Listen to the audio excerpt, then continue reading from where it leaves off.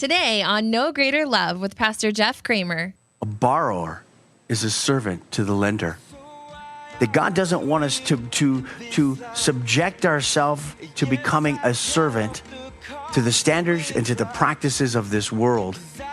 And that requires for you and I to have the wisdom of God and to consider the steps and the choices that we make in the here and now.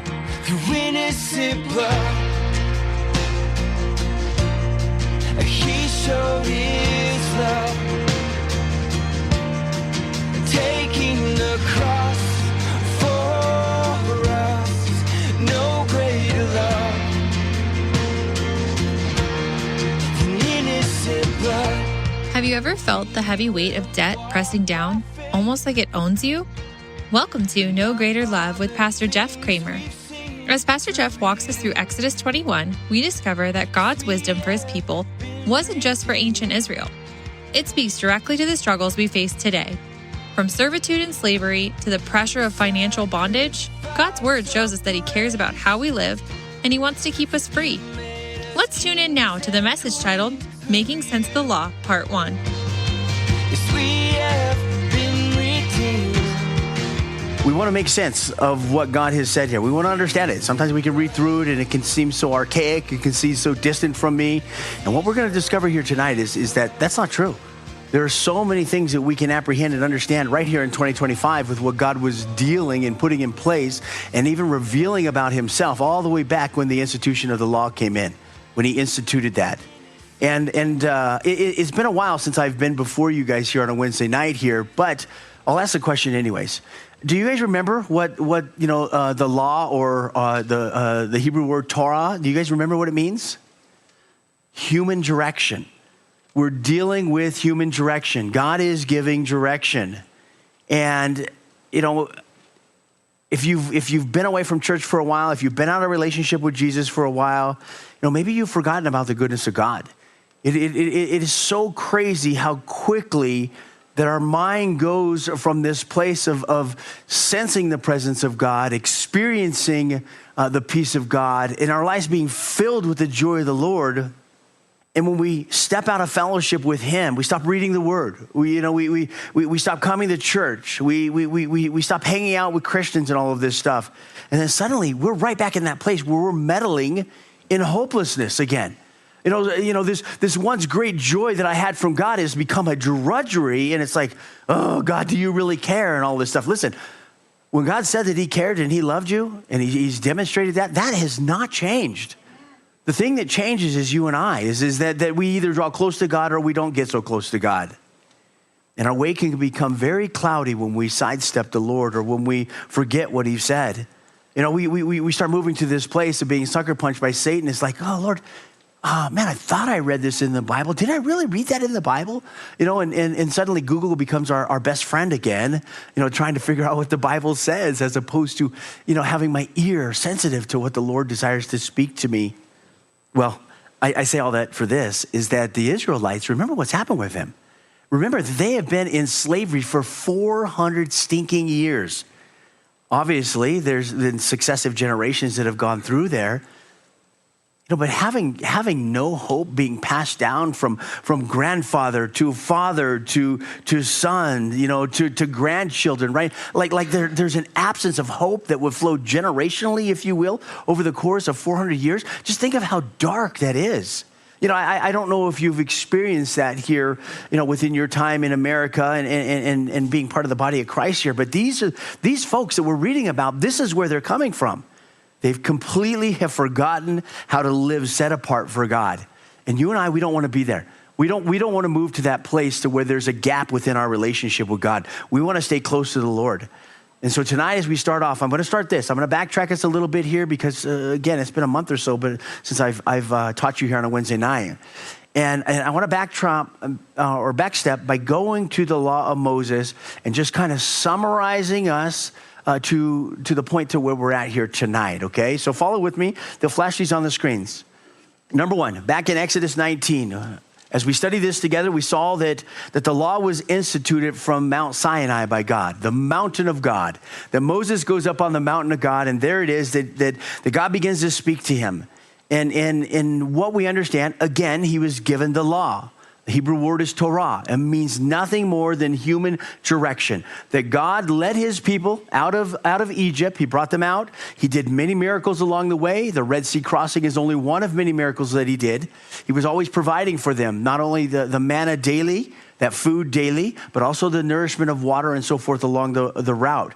And so they get to this place, again, to Sinai, Mount Sinai, the mountain of God, and God begins to give human direction to them as to how that they were to relate to him, how they were to follow him, and all of this.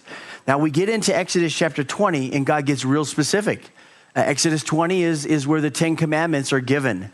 And making sense of the 10 Commandments, this was our very last study that I gave you here, is that we find in the 10 Commandments, look in your Bible, we find that in the first half here, we've got the first 4 commandments, which begins in verse number 3, verse 4, verse 7, verse 8. Okay, right in there, we got 4 commandments right there. Those commandments, right out of the gate, they're dealing with a man to God direction.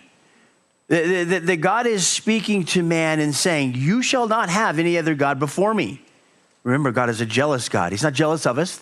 He's jealous for us. He wants our loyalty, our devotion unto him. And then he goes down in verse number 4. He says, "You shall not make for yourself any carved image." And he carves out, and notice how I use that word. He carves out there exactly why he is saying this. He doesn't want that allegiance in that worship where there's a physical posture of bowing down before something that is not him, that has no power to change. And the customs of the time, and man, I think these even continue into our day, is the custom of that time is that they would make these little trinket type things, and they would say, well, this is the God over this, and this is the God over that, and this is this God, and they would have all these collection of gods, and they'd set them up on their little areas in their house and all this stuff, and yet, while they have carved faces on them, they can't see, they can't talk, they can't express anything, and God is very careful to lay before, in the 10 Commandments, a man to God direction. Now, remember with me, commandment 5 through 10. The first side is man to God. And then the second side of these 10 commandments is dealing with man-to-man direction, man-to-man relationships. So my relationship with God first and my relationship with my fellow man is second. And God carved out the 10 commandments, the law, some very basic pathways forward. Now, we're beyond the 10 commandments here, and we're coming up, chapters 21, and we're going to move forward. And what happens here is that God begins to give judgments outlining this. Don't miss it. He's outlining the civil matters. These are the things that he's laying before them. They're social standards, and they are not spiritual rituals. We need to apprehend that if we're going to digest, if we're going to understand what lies before us next. Chapters 21 through 23, again, judgments outlining civil matters. And the truth that is contained within these things, as we'll read through them tonight, it speaks to our moment as well. We see God's heart ringing true in the circumstances that you're living in right now. And we're not relating to God by keeping a set of particular civil matters, or even for that matter, moral laws. That's not how we're relating to God. We relate to the Father through the Son, through Jesus Christ. It's by grace, indeed, that it's only by grace. But it doesn't mean that God is not carving and he's shaping us and he's drawing us into obedience. He's drawing us into a deeper relationship with him. And now we arrive, Exodus 21. Follow along as I read the first 4 verses. It says, "Now, these are the judgments which you shall set before them. If you buy a Hebrew servant, he shall serve 6 years, and in the 7th he shall go out free and pay nothing. If he comes in by himself, he shall go out by himself. If he comes in married, then his wife shall go out with him. If his master has given him a wife, and she has borne him sons or daughters, the wife and her children shall be her master's, and he shall go out by himself." Look to your neighbor one more time here tonight and say, "I came to church to learn about a servant." Don't lie in church. You did not come to church to hear about that. I can't believe this. I mean, we're looking at this stuff right here. Again, it's just opening up in chapter 21. And the next several chapters, even beyond chapter 23, we're going to see these series of topics that God covers over, that he lays out there, again, in this area of dealing with civil matters, social standards, not spiritual ritual stuff here. And how does he open that up? He starts by addressing exactly where they were. Remember, for 400 years, them, their family, the generations before them, they were stuck in slavery. That all they understood is this aspect of abuse. And you know what? Isn't it so crazy the way that somebody, if they're coming out of abuse, they can very often become that person that abuses other people? And the pattern of the past, the pattern of that day, slaves was a reality. I love the Bible about this because, God's not trying to duck and dodge and hide from these things. No. He's merely laying out these concepts, if you will, to govern the treatment of people, because God cares about people, and he cared about them. He cares about you and me, and he cares about how people are treated. And so what happens here? Well, we find in these series of verses here, maybe I could take us down as far as verse 11 or so.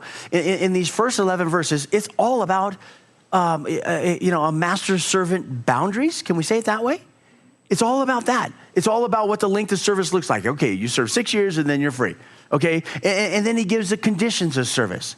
And then he lays out there, about, well, if you brought this into being a slave, okay, well, then you could take that out with you. But if you gained it while you were a slave, your wife, your kids, well, they have to stay here, but you can go out. He's laying out all these things that you and I, we come to the table and we go, I find no value in that, Lord. I don't even understand what you're saying, and can we just move on, please? But isn't it crazy? When we're talking about the idea of slavery, what the Bible tells us about slavery. Take a peek at the screen. Proverbs 22:7 says this: a borrower is a servant to the lender. And I didn't quote the whole verse there. I apologize. You can look it up in your Bible, or you probably don't have time to flash it on the screen here for me. But I have a Bible here. Why don't I just do it for you? Oh, it's up there. Okay, so the rich rules over the poor, and the borrower is servant to who? To the lender. Now watch. Topically, we're dealing with real slaves. This is what's coming out of the text. And God is concerned about the concepts, again, that govern treatment of people. And he's concerned about the things that you and I do. And in a very simple thing that you and I should understand, that God doesn't want us to come into this place of servitude of anybody else. Do you know what it's like to have growing debt and that pressure of the financial pain of taking on new bills and taking on new expenses? Do you realize, or do you remember maybe in your past perhaps, about how that can rattle your mind and emotion and create all this anxiety and this stress and everything? And a very simple thing that we can take away just by way of application is, Christian, understand this: that God doesn't want us to subject ourselves to becoming a servant to the standards and to the practices of this world. And that requires for you and I to have the wisdom of God and to consider the steps and the choices that we make in the here and now. And specifically in this area, when it comes to debt, the borrower becomes the servant to the lender. Now, he moves on. Exodus chapter 21, picking up in verse number 12, he says that he who strikes a man so that he dies shall surely be put to death. However, if he did not lie in wait, but God delivered him into his hand, well, then I will appoint for you a place where he may flee. But if a man acts with premeditation against his neighbor to kill him by treachery, you shall take him from my altar, that he may die. And he who strikes his father or his mother shall surely be put to death. Now he who kidnaps a man and sells him, or if he is found in his hand, surely shall be put to death. And he who curses his father or his mother shall surely be put to death. Now he turns the corner a little bit here. Verse 18, he says, now if men contend with each other, and one strikes the other with a stone or with his fist, and he does not die, but is confined to his bed, if he rises again and he walks outside with his staff, then he who struck him shall be acquitted. He shall only pay for the loss of his time and shall provide for him to be thoroughly healed. And if a man beats his male or his female servant with a rod so that he dies under his hand, he shall surely be punished. Notwithstanding, if he remains alive a day or two, he shall not be punished, for he's his property. If men fight and they hurt a woman with child, so that she gives birth prematurely, yet no harm follows, he shall surely be punished accordingly as the woman's husband imposes on him, and he shall pay as the judges determine. But if any harm follows, then you shall give life for life, eye for eye, tooth for tooth, hand for hand, foot for foot, burn for burn, wound for wound, and stripe for stripe.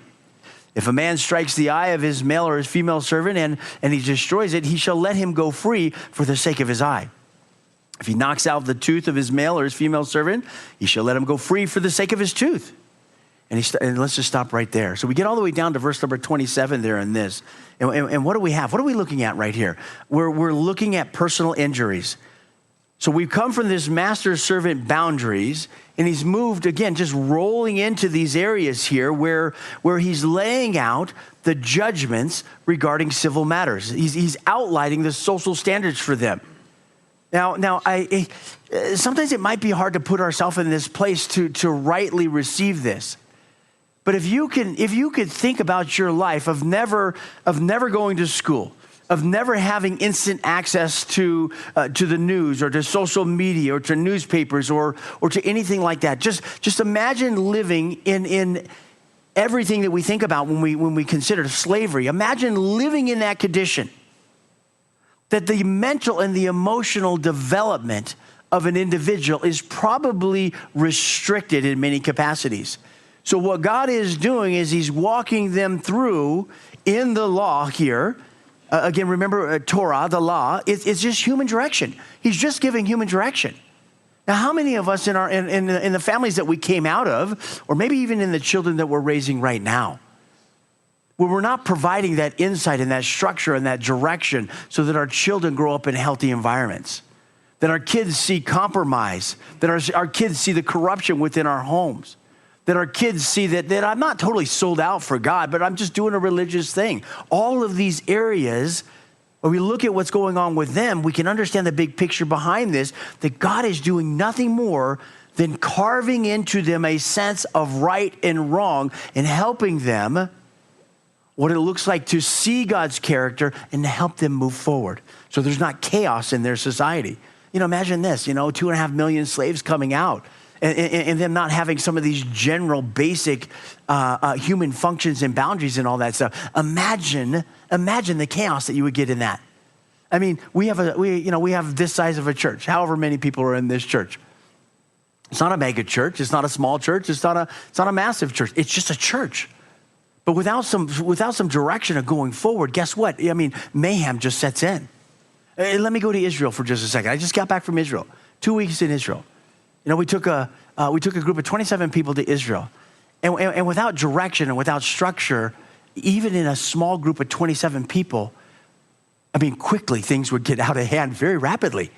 People would start doing whatever they wanted to do in that, and moving over the boundaries of what is healthy and safe. And so he calls out these personal injuries here. Now, I want to turn it just a little bit on you here, because the first one that we looked at in this personal injury area, it had to do with murder. Can you throw up on the screen? Maybe I didn't give you this one. Did I give you Proverbs 28 and 17? Take a look at this for a second, okay? Stick with me, gang. Stick with me. Okay, here's what Proverbs 28:17 it says, that a murderer's tormented conscience will drive him into what? The grave. Now, what are you to do with that guy? Don't protect him.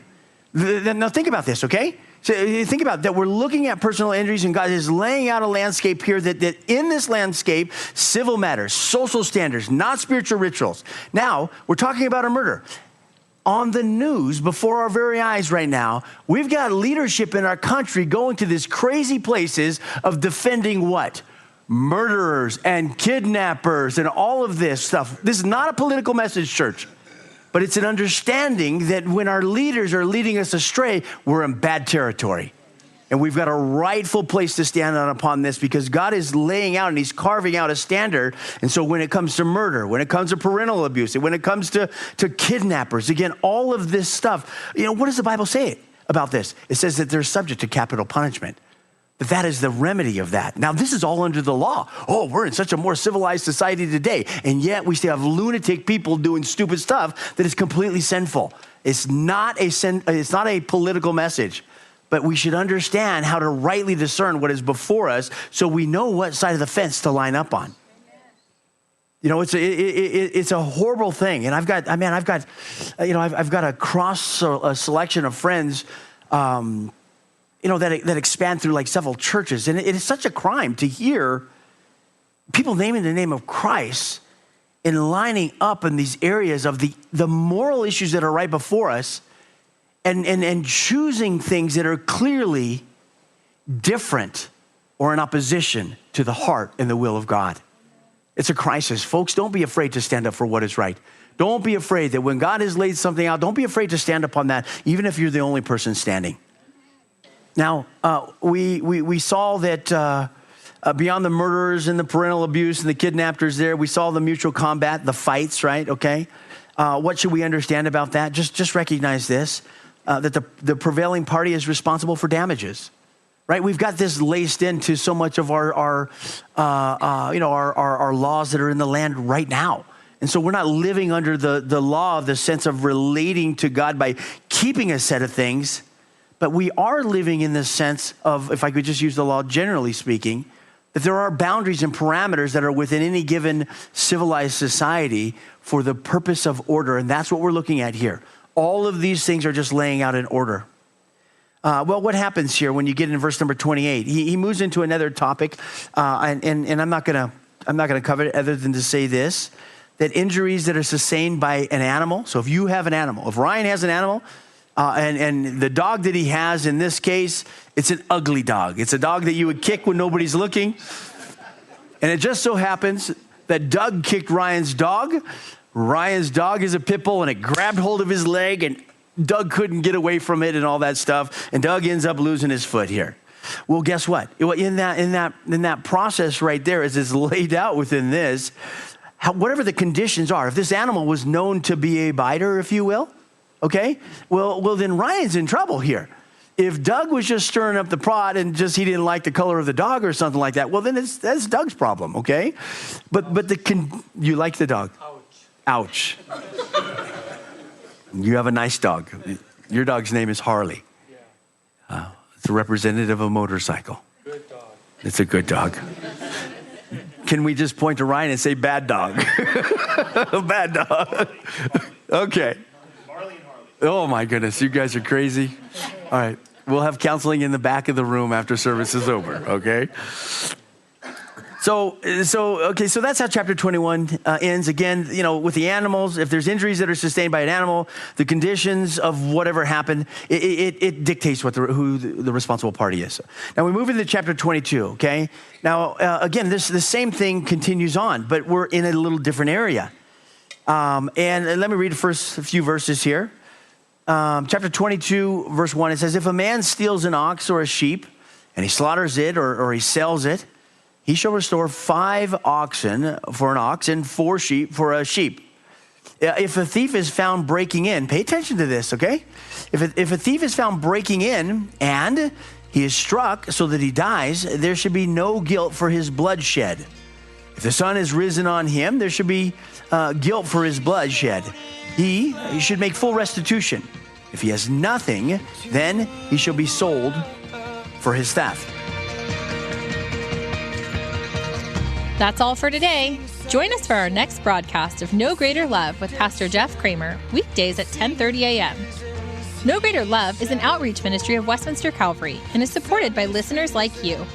If you would like to partner with us, please text GIVE to 720-354-6485. Your donation of any amount helps keep No Greater Love on the air, ministering to thousands across the Front Range. We would like to personally invite you to join us for our weekly worship services, Sundays at 8 or 10 a.m. and Wednesdays at 6:30 p.m. We are located in Westminster, Colorado, on the northeast corner of Church Ranch and Wadsworth Parkway, near the Fossa Fitness. If you're not local, tune into the weekly live stream on our web campus, app, Roku, or on Apple TV. Have you downloaded the free Westminster Calvary app yet? You can stay up to date on upcoming events, join a small group, request prayer, and watch live worship services. Just search Westminster Calvary on your favorite app store today. Lastly, we're a church that's ready to serve you. If we can do so, give us a call at 303-223-4640. And remember, there's no greater love than when Jesus gave up his life for you and me. Thanks, and God bless.